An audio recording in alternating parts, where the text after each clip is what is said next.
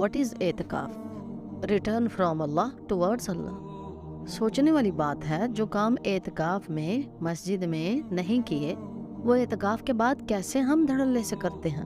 اعتکاف کا مقصد فوت نہ کریں۔ اگر اعتکاف میں میوزک کے بغیر گزارا ہو گیا تو اب کیوں نہیں؟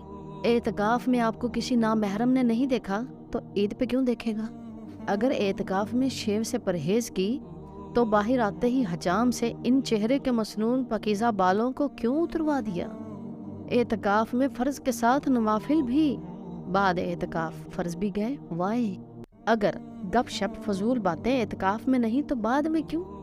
حرام ریلیشن کو آف کر کے اللہ کے پاس آئے تھے نا، واپس آتے ہی آن کیوں؟ یہ 10 دن کیا مذاق تھے؟ اللہ سے کہہ کے آئے کہ میں تیرا ہوں، باہر آ کے کہا وہ تو صرف اعتکاف تھا۔ انبیاء کرام اور صلحاء کی سنت ہے مسلسل اعتکاف مانوی۔ آئیے اللہ سے دعا کرتے ہیں اس اعتکاف میں آنے والی تبدیلیاں اگلے اعتکاف تک باقی رہیں، جاری رہیں تا عمر۔